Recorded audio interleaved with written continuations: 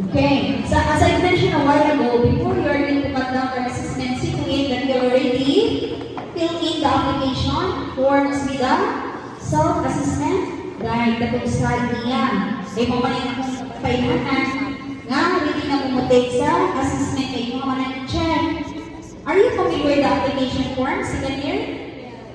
Familiar ha? What did you familiar? Isa yung islamin?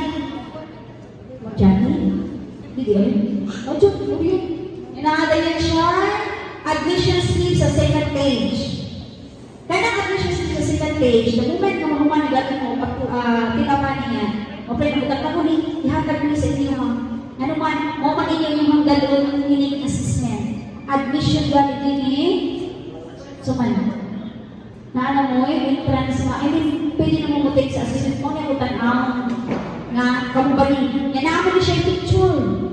Yung hanggang ko yung pilit-diri, tanaw na ako nga, pinasagpak niya yung buhok ko, yung ano, diri, pinaamihan na niya. Ito ko yung tanaw, dahil na ako, basta nagpatumpira na yung chap ko. No, ikaw. Okay.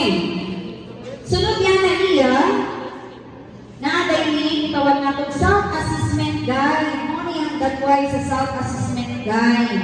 Wherein, na-adili ang mga na-adili ang qualification. Isa kayo ng qualification, hindi katong inyong ipa-assess.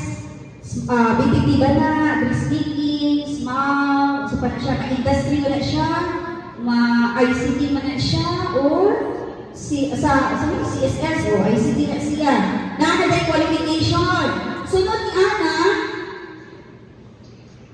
na-adili na kabutan ng unit of competency. Kung sa'yo mga competency na dapat ninyong kuhaon sa assessment, especially makita niya siya during demonstration or practical.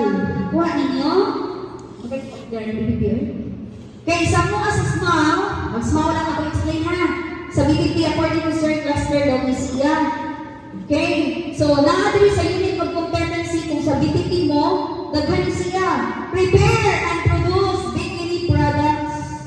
Sunod, prepare and produce pastry products. Ako kung nagsugod sa akong demonstration na, parang ninyo ba, kahit ba mo mga forms. Sunod, prepare and present